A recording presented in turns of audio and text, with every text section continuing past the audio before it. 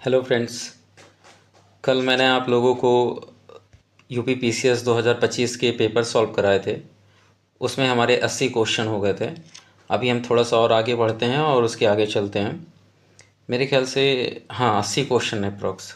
अभी जो है बाकी बचे रिमेनिंग क्वेश्चन भी सॉल्व करा देते हैं, जिससे हमें एक पूरा आइडिया लग जाए कि क्वेश्चन कैसे आते हैं यूपी पीसीएस में, ताकि आपको तैयारी करते वक्त ये माइंड में रहे कि हमें कैसे तैयारी करनी है, कैसे हमें कथन कारण के क्वेश्चन सॉल्व करने हैं, कैसे हमें फैक्ट वाले क्वेश्चन तैयार करने हैं, और कैसे हमें सन कौन किस टाइप के क्वेश्चन में सन को ज़्यादा याद करना है, जिससे डेट वेट।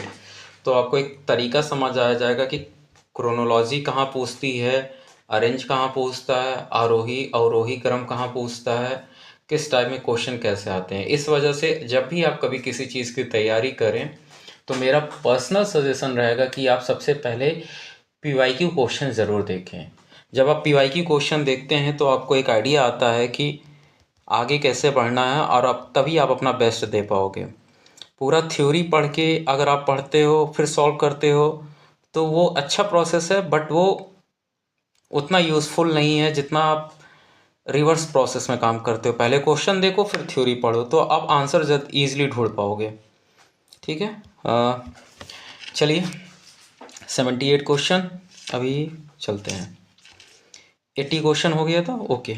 81 क्वेश्चन, 81 क्वेश्चन आ गया। मार्च 2025 में संयुक्त विशेष बल अभ्यास खंजर भारत और निम्नलिखित में से किन देशों के बीच आयोजित किया गया था। तो खंजर जो है सैन्य अभ्यास है, और ये सैन्य अभ्यास से एक क्वेश्चन हमेशा आयोग पेपर में आता है पीसीएस के। तो इसका आंसर है खंजर किर्गिस्तान। आंसर थर्ड है, कोई केवल 3 सही है। चलिए आगे बढ़ते हैं, नेक्स्ट स्लाइड में देखते हैं। तट रेखा आवास और मूर्त आय के लिए मैंग्रोव पहल, जिसको मिस्टी बोलते हैं, मिस्टी।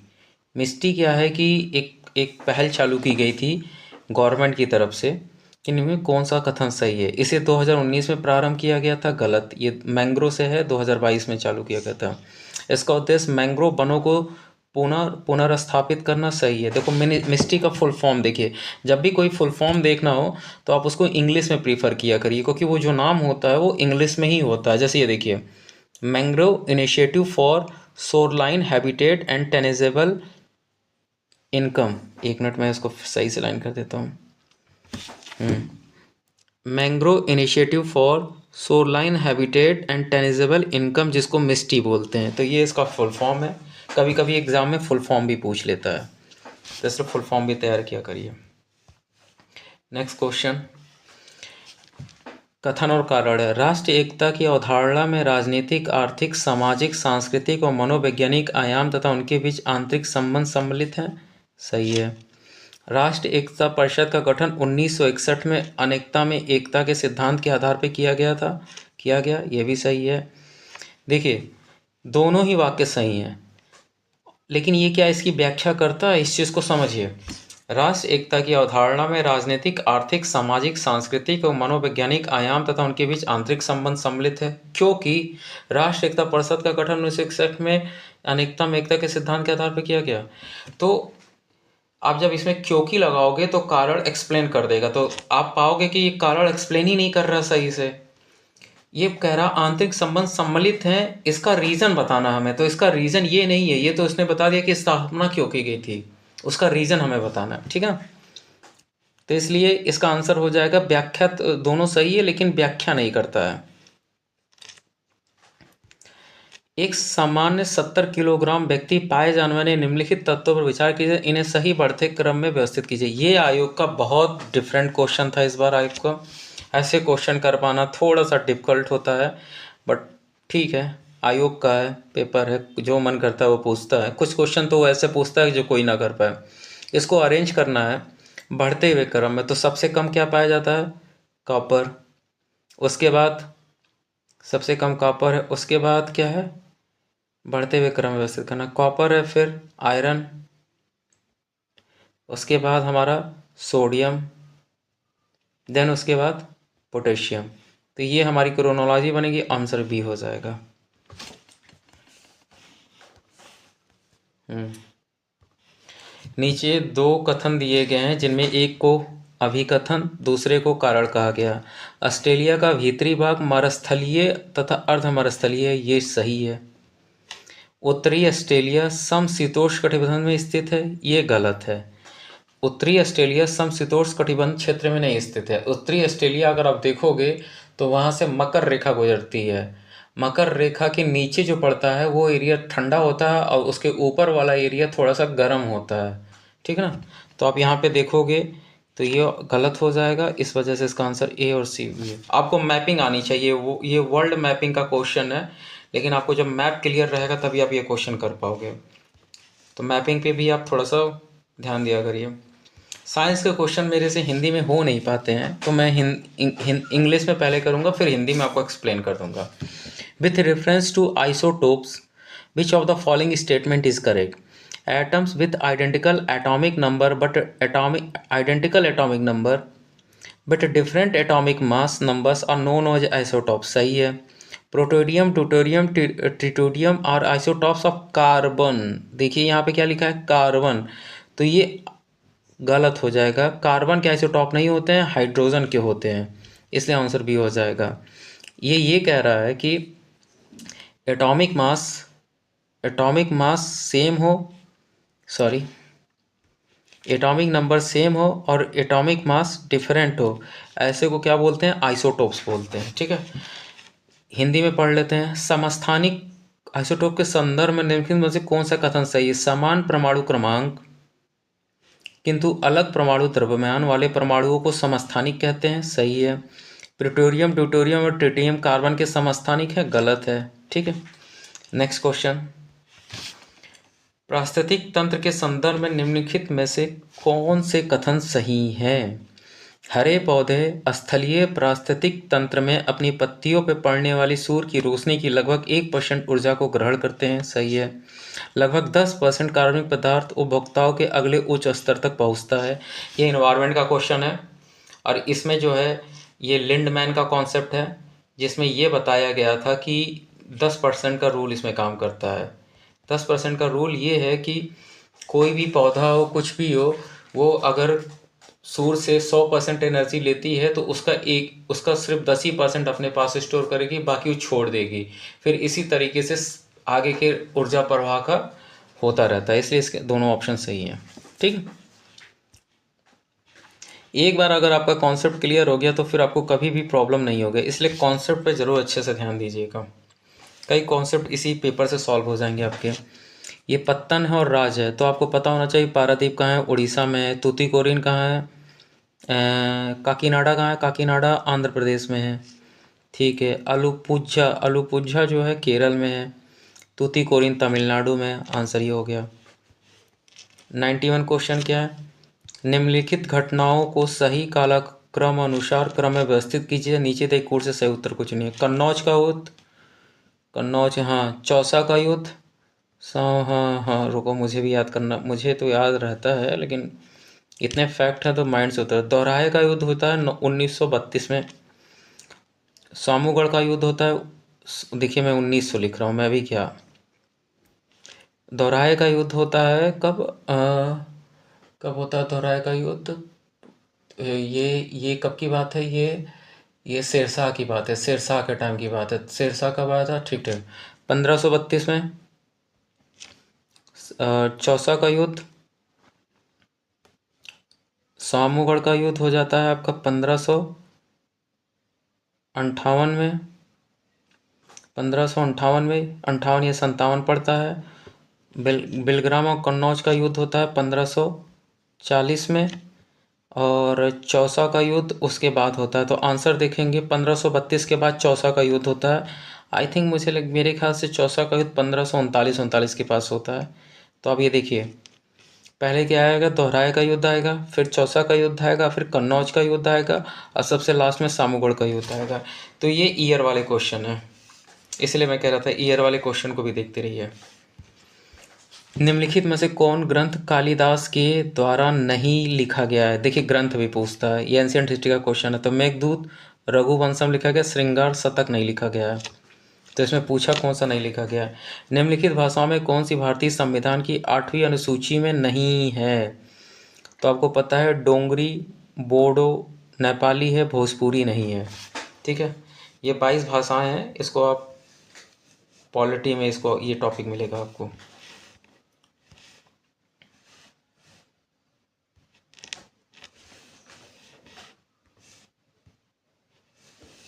नेक्स्ट क्वेश्चन है,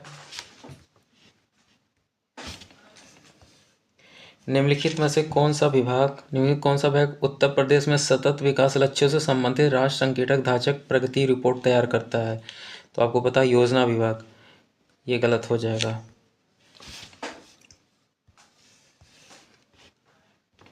निम्नलिखित में से कौन से देश बंगाल की खाड़ी बहुक्षेत्रीय तकनीकी आर्थिक सहयोग पहल बिम्स्टेक के सदस्य नहीं है? ये बिम्स्टेक के बारे में पूछ रहा है। बिम्स्टेक के सदस्य नहीं है। तो बिम्स्टेक का सदस्य आपको पता है कि इंडोनेशिया नहीं है, उसके नाम में ही निकल आता है। जल्दी जल्दी करेंगे नहीं तो वीडियो बहुत लंबी हो जाएगी। लौ एस खदान और राज्य है। तो आपको पता है गुरु महासनी, ये लौ एस का क्षेत्र कहाँ की? उड़ीसा की है। बैलाडीला कहाँ की है? छत्तीसगढ़ की है। कुद्रुमुखी कहाँ की है? कर्नाटक की है। और नोआ मंडी झारखंड की है। Answer is D. ठीक है, अंतर्राष्ट्रीय सौर गठबंधन के संदर्भ में कौन सा कथन सही है? यह पहला संधि आधारित अंतर सरकारी संगठन जिसका मुख्यालय भारत में, ये तो सही है। इसमें 38 सदस्य हैं, ये गलत है, इससे ज़्यादा सदस्य हो गए हैं। ये इंडियन सोलर अलायंस की बात कर रहा है। इंडियन सोलर अलायंस की बात कर रहा है। विश्व सौर बैंक और one sun one world grid की पहल के अंतर्गत की गई है, ये सही है। आंसर 2 सही हो गया। जून 2025 में घोषित साहित्य अकादमी युवा पुरस्कार के संदर्भ में कौन सा सही है? युवा पुरस्कार 23 भारतीय भाषाओं में घोषित किए गए, सही है। इस वर्ष डोगरी में कोई युवा पुरस्कार नहीं है, यह भी सही है। दोनों ऑप्शन सही हैं। Next slide. निम्नलिखित विद्युत, देखिए साइंस के क्वेश्चन में थोड़ा सा मुझे प्रॉब्लम होता है, इंग्लिश में जाना पड़ता है, मैं हिंदी में भी पढ़ दूंगा। Arrange the following electromagnetic radiation in decreasing order of their frequency, मतलब डिक्रीजिंग ऑर्डर में अरेंज करना है इनकी फ्रीक्वेंसी के में। तो सबसे गामा रे,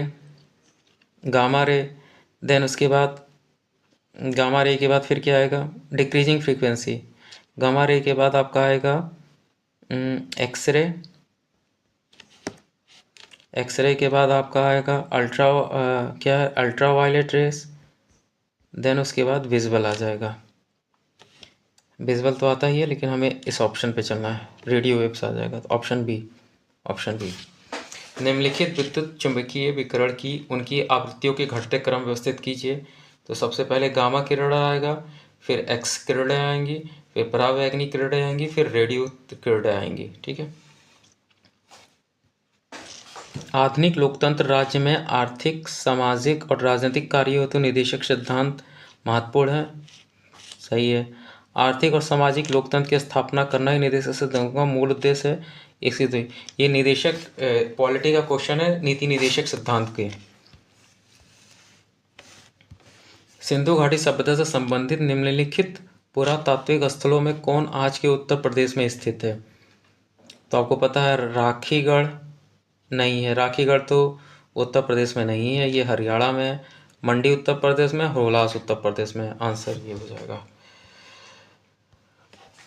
नेक्स्ट क्वेश्चन 102। सूची फर्स्ट को सूची सेकंड से सम्मिलित कीजिए। तो सूचियों के नीचे दिए गए कोड से सही उत्तर चुनिए। पद्म विभूषण क्षेत्र 2025 और विजेता पूछा है। देखिए पद्म भूषण का नाम तो जरूर पूछ लेता है, ये भारत रत्न और पद्म विभूषण से जरूर पूछता है। तो ए का आंसर क्या है? व्यापार और उद्योग। ए का आंसर है 2 ओसामा सुजुकी। आप समझ सकते हैं सुजुकी गाड़ियाँ उन्हीं की आती हैं। तो पद्म विभूषण क्षेत्र में इनको दिया गया है। साहित्य और शिक्षा के लिए श्री M.T. वासुदेवन नायर को दिया गया है। दवा के क्षेत्र के लिए श्री D. नागेश्वर रेड्डी को दिया गया है। और कला क्षेत्र के लिए लक्ष्मी नारायण सुब्रमण्यम को दिया गया। तो आंसर सी हो जाएगा।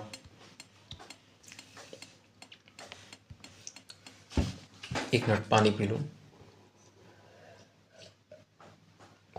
गला सूख रहा है।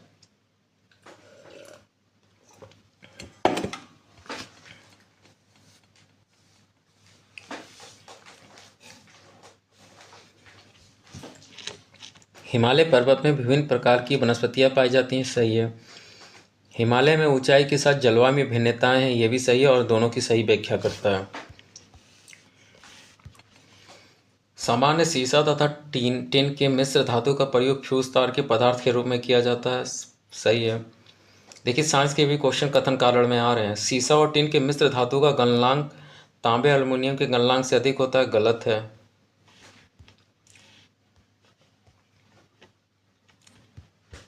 गवर्नर जनरल वायसराय महत्वपूर्ण योगदान और कार्य, ये आ गया मॉडर्न हिस्ट्री के क्वेश्चन।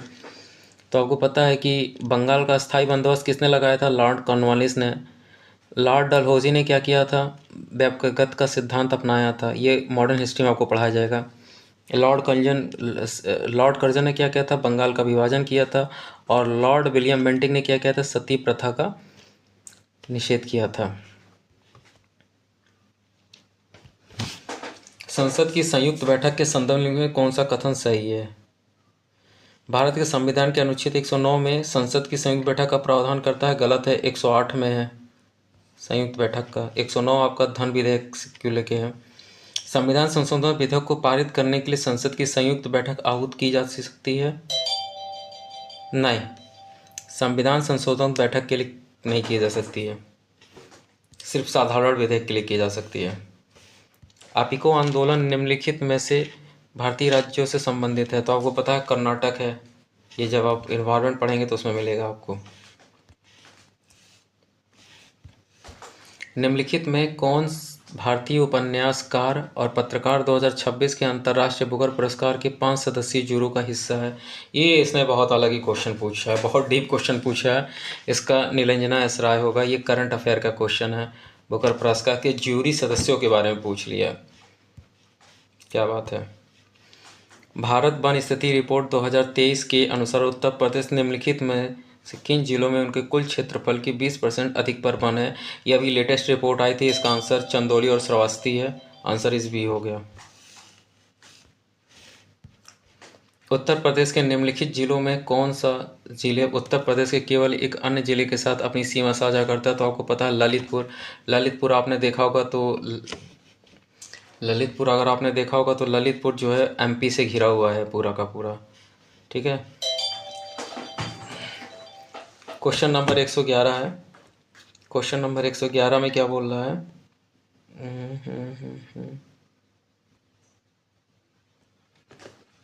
क्वेश्चन नंबर 111, गरीबी से संबंधित निम्नलिखित समितियों पर विचार कीजिए तथा इनके गठन को सही कालक्रमानुसार व्यवस्थित कीजिए।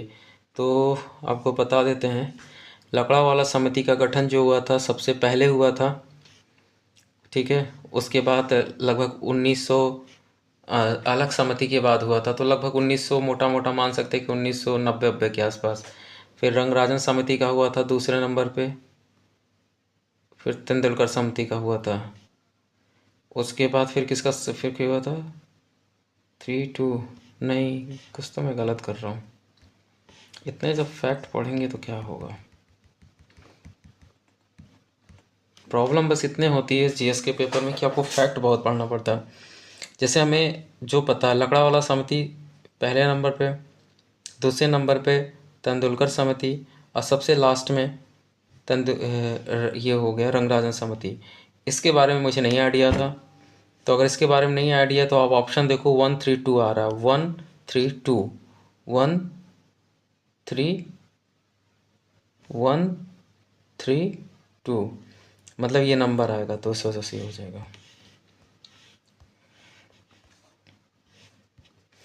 ब्राज़ील के संदर्भ में निम्नलिखित में से कौन सा कथन सही है? ब्राज़ील के भूमध्य रेखीय वर्षा वनों को सेल्वा कहते हैं, सही है। या गहरे काले रंग की उपजाऊ भूमि को टेरा रोक्सा कहते हैं, ये भी सही है। दोनों व्याख्या करता है। सतत विकास पर्यावरण को नुकसान पहुंचाए बिना होना चाहिए और वर्तमान के विकास को भविष्य की पीढ़ियों की ज़रूरतों के साथ समझौता नहीं करना चाहिए, सही है। एजेंडा 21 विशेष नेताओं द्वारा 1995 में हस्ताक्षर किए गए थे। नहीं, 95 में नहीं, 1992 में किया गया था। जून 2025 में आदि कर्मयोगी बीटा संस्करण एक उत्तरदायी शासन पहल का शुभारंभ किस मंत्रालय द्वारा किया गया? ये आपको करंट अफेयर के बुक में भी नहीं मिलेगा, जनजातीय कार्य मंत्रालय द्वारा। ये आप जब पेपर पर पढ़ेंगे तो वहाँ से कर पाएंगे, तो पेपर का भी इम्पोर्टेंस होता है। मानव त्वचा से पसीने का वाष्पीकरण शरीर की गर्मी को नष्ट कर देता है, सही है। गर्म दिन में उच्च आर्द्रता से परेशानी बढ़ जाती है, सही है। और ये इसकी व्याख्या नहीं करता, लेकिन ठीक है। निम्नलिखित भारत में निम्नलिखित चुनाव सुधारों पर विचार कीजिए तथा सबसे पहले से लेकर आखिरी तक के सही कालक्रम में व्यवस्थित कीजिए। कई लोगों ने इसके अरेंजमेंट 1, 2, 3, 4 ये किया है, क्योंकि ज़्यादातर कई जगह ये मिलेगा, और आयोग ने 2, 1, 3, 4 किया है। अब ये आयोग किस आंसर को फाइनली मानता है ये डिपेंड करेगा, लेकिन अभी तो उसने यही आंसर माना है कि सबसे पहले इलेक्ट्रॉनिक वोटिंग मशीन आई है, फिर मतदाता फ़ोटो पहचान पत्र आया है, फिर voter verifiable paper audit trial है, देन उसके बाद नहीं, फिर नोटा है, फिर voter verifiable paper audit trial आया है। सूची फर्स्ट को सूची सेकंड से सम्मिलित कीजिए। सूची शासक और राजवंश है। राजवंश अमोघ वर्ष प्रथम जो है हमारे राष्ट्रकूट से हैं, महेंद्र वर्मन प्रथम पल्लव से हैं। इन्हीं दोनों को मिला जी। ए का 2 देखिए, ए का 2 हो गया, और सी का 1 देखिए, सी का 1 हो गया, तो ए का 2 सी का 1 आंसर सी आ जाएगा। 2 मिल गए तो आपके क्वेश्चन बन जाते हैं, कभी 3 मिलाने पड़ते हैं, कभी 2 मिलाने पड़ते हैं। निम्नलिखित में किसके द्वारा वार्षिक भूजल गुणवत्ता रिपोर्ट 2024 तैयार की गई? वार्षिक भूजल गुणवत्ता रिपोर्ट 2024 तैयार की गई केंद्रीय भूजल बोर्ड। केंद्रीय प्रदूषण बोर्ड तो होगा ही नहीं, क्योंकि जल की बात है। केंद्रीय जल आयोग और केंद्रीय भूजल बोर्ड में लोग कंफ्यूज हो जाएंगे, तो यहाँ सिर्फ केंद्रीय भूजल बोर्ड होगा।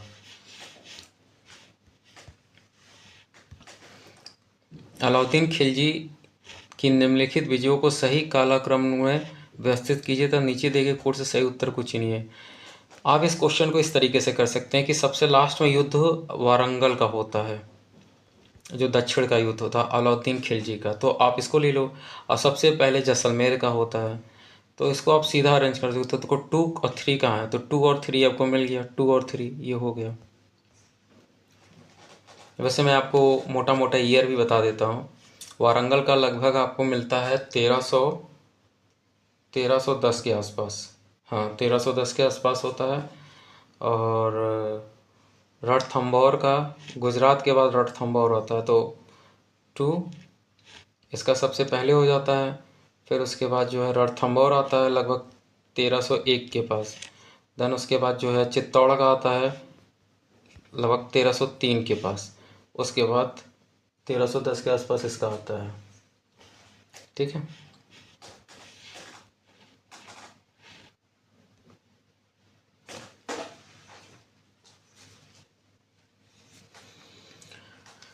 Hello hello. नमस्कार। हाँ बोलिए। बताइए। हाँ बोलिए बोलिए, आप बोलिए।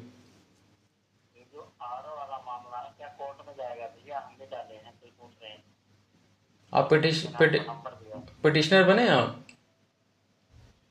पिटिशनर बने हैं क्या आप? नहीं कोर्ट तो जाएगा, कोर्ट जाना है, हमने तो मैसेज भी किया था, सभी को इन्फॉर्म तो कर दिया था। कल ड्राफ्ट भेजा जाएगा। मामला कोर्ट जाएगा कल, परसों जो है केस फाइल हो जाएगा, और कल सबको ड्राफ्ट भेज दिया जाएगा।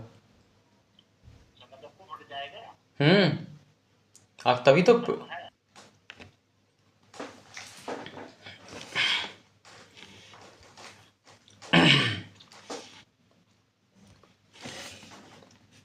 हाँ, तो हम कहाँ पहुँच गए थे?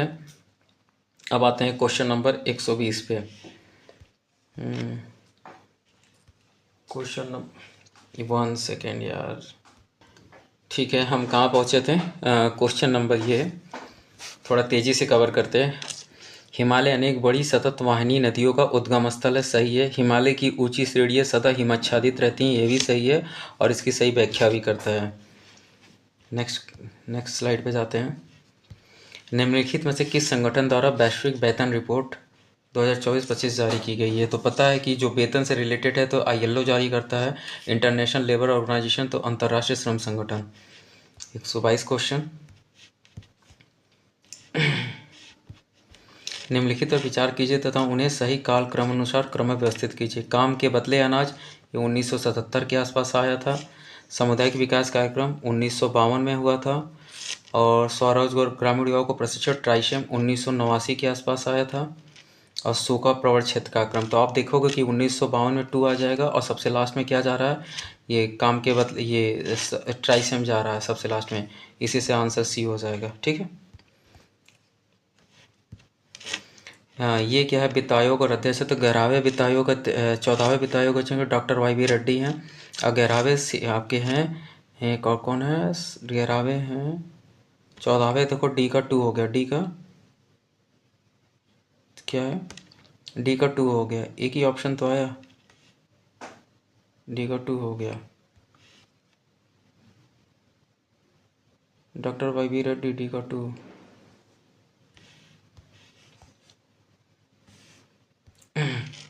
बहुआयामी गरीबी सूचकांक, बहुआयामी गरीबी सूचकांक के संदर्भ में निम्नलिखित में कौन सा कथन सही है? इसे 2010 में विकसित प्रस्तुत किया गया, सही है। अत्यधिक गरीबी को मापता और प्रतिदिन $1 से कम जीवन यापन करने वालों को शामिल करता है। ठीक है, $1 लेस देन $1 से जो कम होता है तो ये गलत है जाएगा, क्योंकि ये गलत है। हमारा जो है मैं बताता हूँ आपको कितना है, एक सेकेंड रुकिए। जो वैल्यू है वो ये गलत है, ये $1.25 के आसपास है। ठीक है ना, आंसर डी हो जाएगा। मार्च 2025 में भारत ने ऑपरेशन ब्रह्मा निम्नलिखित में से किस देश को मानवीय सहायता प्रदान करने के लिए शुरू किया था? तो सीधी सी पता है इसके आंसर में हमारा है, ये ऑपरेशन है। ये ऑपरेशंस भी पूछता है तो ऑपरेशन को अच्छे से तैयार करिएगा। 126 है, पुरुषों और महिलाओं की आवाज़ें अलग अलग होती हैं, सही है। पुरुषों और महिलाओं में वोकल कॉर्ड की लंबाई और मोटाई अलग अलग होती है, इसकी सही व्याख्या करता है।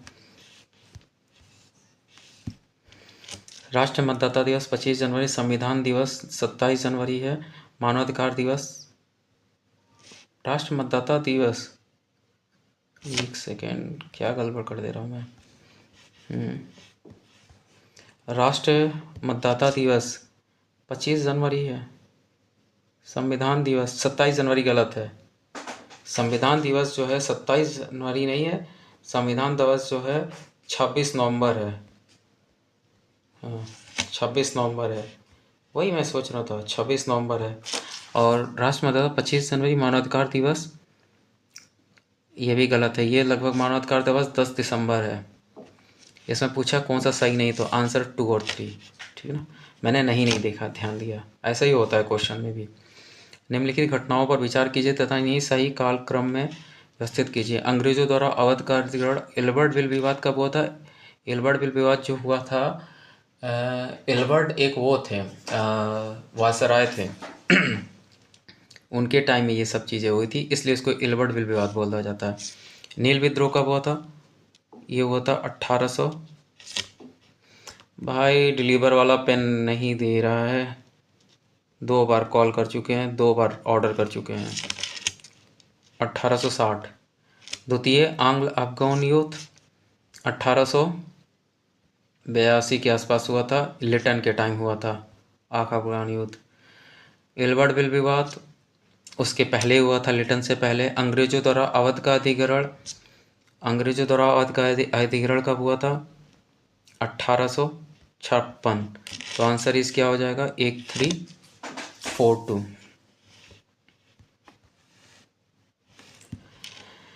निम्नलिखित में से किसके द्वारा खाद्य सुरक्षा में अधिकार की अवधारणा प्रस्तावित की गई थी? सीधी सी बात है, अमर्त्य सेन के द्वारा प्रस्तुत की गई थी। अब ये क्वेश्चन डायरेक्ट क्वेश्चन आया, सीधा फैक्ट है। हिंद महासागर के संदर्भ में निम्नलिखित में कौन सा कथन सही? इसे प्राचीन यूनानियों ने इरिथ्रियन सागर कहा था, सही है। यह भूमध्य रेखा के दोनों तरफ फैला हुआ, सही है। नेक्स्ट स्लाइड पे जाते हैं। 131, विश्व बैंक और अंतर्राष्ट्रीय मुद्रा कोष के संदर्भ में लिखे कौन सा कथन सही है? विश्व बैंक अंतर्राष्ट्रीय मुद्रा कोष की स्थापना एक साथ की गई अन्य लोकप्रिय से ब्रेटन वुड जुड़वा कहा जाता है, सही है। ये हमारा वर्ल्ड बैंक वर्ल्ड बैंक और IMF की बात कर रहे हैं। अंतर्राष्ट्रीय मुद्रा कोष और विश्व बैंक का मुख्यालय क्रमशः वाशिंगटन डीसी और न्यूयॉर्क में स्थित है। गलत है, दोनों का एक ही जगह है, वाशिंगटन डीसी। हाँ, एक चीज़ और बता दूँ, एक फैक्ट आपको उसके बारे में। इन दोनों का स्थापना हुआ था 1945 में। ठीक है। शिष्य और गुरु है, ठीक ना। तो अमीर खुसरो के गुरु कौन थे? निज़ामुद्दीन औलिया। बी का थर्ड है, बी का थर्ड है, बी का थर्ड है, तो 2 ऑप्शन गए। और कबीर के गुरु कौन है? कहिए, देखिए, सूरदास के गुरु वल्लभाचार्य हैं। सी का 4 है, सी का 4 है, 3 का 4, तो आंसर इस बी हो जाएगा। ठीक है। 133 निम्न में कौन सी ठंडी महासागरीय धारा नहीं है? तो अगुलहास गर्म धारा है, ब्राज़ील गर्म धारा, हम्बोल्ट और कैलिफोर्निया ठंडी धारा है।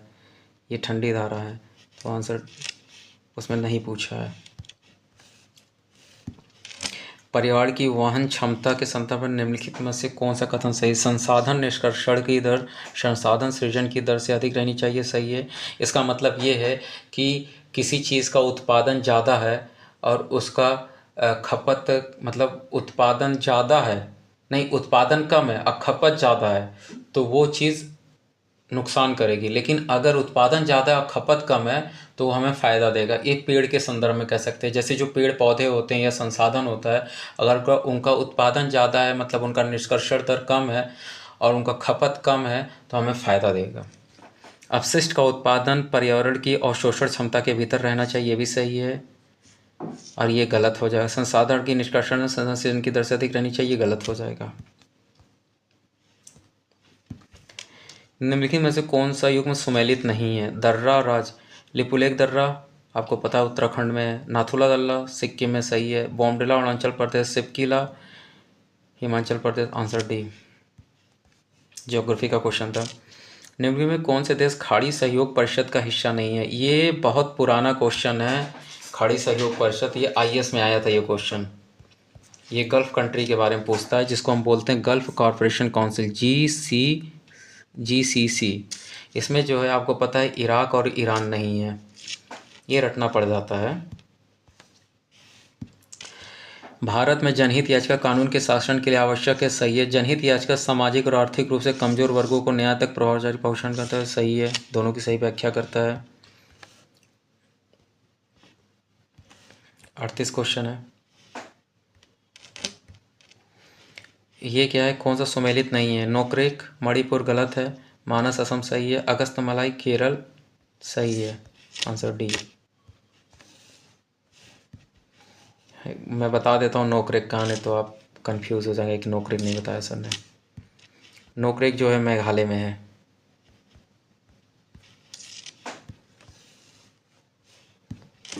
सूची फर्स्ट को सूची सेकंड से सम्मिलित कीजिए। पुरस्कार श्रेणी 2025 में ये बहुत डीप क्वेश्चन पूछ लिया है, और इसको ज़्यादातर लोगों ने क्वेश्चन गलत किया होगा, क्योंकि इतना डीप कोई नहीं बता पाएगा। फिक्सन के क्षेत्र में किसको मिला है? पर्सिवल एवरेट को मिला है, और संगीत के क्षेत्र में सूसी इबारा को मिला है, और जीवनी के क्षेत्र में जेसन रॉबर्ट्स को मिला है, ड्रामा और नाटक के क्षेत्र में ब्रेडन जैक्स जेनिक्स को मिला है।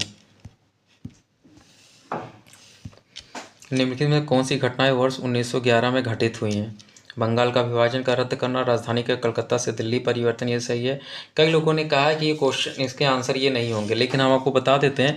कलकत्ता से दिल्ली का परिवर्तन की घोषणा हुई थी 1911 में, और 1912 में वो परिवर्तित हो गया। तो यहाँ पर अगर स्थानांतरण लिखता तो इसका आंसर 1912 होता, लेकिन इसने अनुशासन नहीं, परिवर्तन बोला है। राजधानी का कलकत्ता से दिल्ली परिवर्तन तो 1911 होगा, ठीक है ना। तो ये सही है आंसर।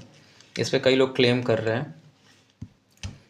ये आयोग की ऑफिशियली आंसर की है, इसलिए मैं इस ऑफिशियल आंसर की पे ही बता रहा हूँ चीज़ें, क्योंकि आपके क्वेश्चन गलत ना हो।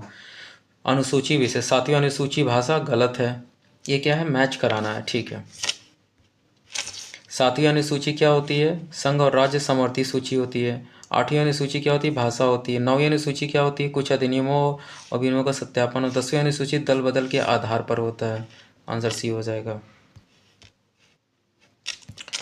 दिल्ली सरकार के बायो डिकम्पोजर एंड स्प्रे कार्यक्रम के संदर्भ में निम्नलिखित में कौन सा कथन सही है? पराली को खाद में बदलने में मदद के लिए किसानों को बायो डिकम्पोजर घोल मुफ्त में उपलब्ध कराया जाता है। सही है। बायो डिकम्पोजर घोल कई कवकों को उपयोग करके तैयार किया जाता है। सही है। 143 है। नगर और नदी, बुडापेस्ट, डेन्यूब सही है। कोलोन, राइन सही है। न्यू ऑर्लियंस, मिजोरी गलत है। हैदराबाद, पेलेरू गलत है। Answer C. ये आ गया ज्योग्राफी के क्वेश्चन थे। नेक्स्ट पेपर स्लाइड पे चलते हैं। 144। नीचे दो कथन दिए गए हैं जिनमें से एक को अभिकथन और दूसरे को कारण कहा गया। उपभोक्ता अधिकतम खुदरा मूल्य से कम पर मोल भाव कर सकते हैं। सही है। MRP वह मूल्य जो विक्रेता से वसूलना होता है। गलत है। आप जानते हैं कि जितना दुकान पे मूल्य लिखा रहता है दुकानदार उतना रेट बताता है, तो वो तो ठीक है। उपभोक्ता अधिकतम खुदरा मूल्य से कम पर मोल भाव कर सकते हैं, मतलब हम जो है कम मोल भाव कर सकते हैं, लेकिन विक्रेता उतने का ही बेचेगा, ये ज़रूरी, विक्रेता उतना ही वसूलेगा जितनी MRP है, ज़रूरी नहीं है। तो इसलिए वही हो जाएगा। ये लॉजिकल भी है और तब भी लोग गलत कर देते हैं। उत्तर प्रदेश के संदर्भ में निम्नलिखित में से कौन सा कथन है? उत्तर प्रदेश देश में आलू का अग्रणी उत्पादक है। सही है। भारत सरकार ने अलीगढ़ में अंतर्राष्ट्रीय आलू केंद्र की दक्षिणी एशिया क्षेत्र केंद्र की स्थापना को मंजूरी दी। ये आंसर इसका आगरा है। आगरा के सिगना में किया गया था। इसने क्या किया कि अलीगढ़, सॉरी फॉर डिस्टर्बेंस, अचानक टैबलेट बंद हो गया जिसकी वजह से चीज़ें बंद हो गई। थोड़ा बहुत और रह गया था, 5 क्वेश्चन और उसको कवर करते हैं।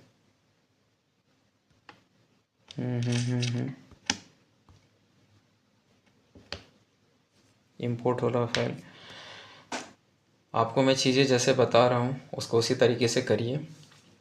अब आपको रेगुलर क्लासेस, रेगुलर वीडियो सब कुछ मिलेंगे और मैं सारे पेपर के क्वेश्चन आंसर सब रेगुलर कराता जाऊँगा UP PCS और RO के लिए, जो आपके लिए बहुत ज़रूरी है। टू द पॉइंट पढ़ेंगे तो ज़्यादा अच्छा है, क्योंकि आपको एग्ज़ाम निकालना, ना कि बैठ के पूरी पोथी पढ़नी है। ठीक है। 45 कहाँ तक हम गए थे? 74, 121 हो गया था, 131 भी हो गया था, ये भी हो गया था, ये भी हो गया था। बस 2-3 क्वेश्चन रह गए थे, यही हम पहुँचे थे यहाँ पर। चलिए, ये मैंने बता दिया था, ये सही है, ये भी सही है, गलत है। ये इसकी व्याख्या करता है MRP के बारे में जो बताया था अभी आपको। ठीक है। उत्तर प्रदेश देश में आलू अग्रणी का उत्पादक है। सही है। भारत सरकार ने अलीगढ़ में अंतर्राष्ट्रीय दक्षिणी केंद्र की स्थापना की मंजूरी थी। गलत है। मैंने अभी बताया कि आगरा के सिगना में हुआ था, तो इसने दे के लोगों को कंफ्यूज कर दिया। कई लोगों ने गलत भी कर दिया, अब गलत हो भी जाएगा क्योंकि इतना नाम अचानक स्टेटमेंट में चेंज करेगा तो प्रॉब्लम होता है।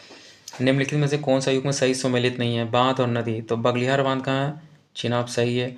पढ़ो बांध, रावी गलत है। सिरसेलम बांध कृष्णा बांध पे है, तो कृष्णा नदी पे, तो आंसर 2 हो जाएगा। 147 का, निम्नलिखित में से किसने जलियांवाला बाग हत्याकांड से दुखी होकर वायसराय की कार्यकारी परिषद से इस्तीफा दे दिया था? इसके आंसर है चेट्टन शंकर नारायण, एक ही आंसर है, ये फैक्ट है।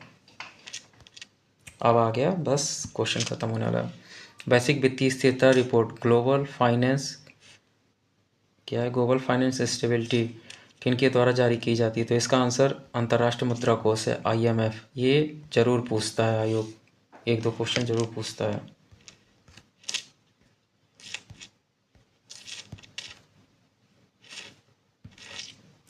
नीचे 2 कथन दिए गए जिनमें एक को अभिकथन और दूसरे को कारण। बाबर ने चगताई तुर्क में तुजा के बाबरी लिखा। सही है। तुर्की मुगल दरबार की राजभाषा थी। गलत है, तुर्की नहीं थी, फारसी थी। जब आप मिडवल हिस्ट्री पढ़ेंगे तो आपको वहाँ बताया जाएगा। 50 और लास्ट क्वेश्चन आ गया, वीडियो ज़्यादा लंबी ना हुई हुई बस। नगर पालिका के संदर्भ में कौन सा कथन सही है? नगर पालिका सदस्य बनने के लिए अर्हता 25 वर्ष से गलत है, 21 वर्ष होनी चाहिए। नगर पालिकाओं में सीधे चुनाव से आने वाली कुल सदस्य संख्या के 1/3 स्थान महिलाओं के लिए आरक्षित है, ये सही है। तो फाइनली ये कवर हो गया। हाँ, तो मैं आपसे बस यही कहना चाह रहा था कि देखिए ये हो गए पूरे के पूरे यूपी पीसीएस के हमारे 2025 के 150 क्वेश्चन। इसको मैंने बाकायदा डिटेल के साथ एक्सप्लेन करके दे दिया। इसको आप 2-3 बार देखिएगा तो आपके आंसर भी याद हो जाएंगे और आपको समझ आएगा कि हमें कैसे पढ़ना है। अब कल जो है, कल से मैं आपको सब्जेक्ट स्टार्ट करेंगे और मैं सोच रहा हूँ कि सबसे पहले बड़े सब्जेक्ट स्टार्ट किए जाए, क्योंकि छोटे सब्जेक्ट बहुत ईजिली टाइम से ख़त्म हो जाएंगे। और यूपी पीसीएस 2026 और आर ओ यारो 2026 आपका मई जून या जुलाई तक एग्ज़ाम होने की संभावना है। तो मेरे दिमाग में है कि आर ओ यारो 2026 और यूपी पीसीएस 2026 इन दोनों के लिए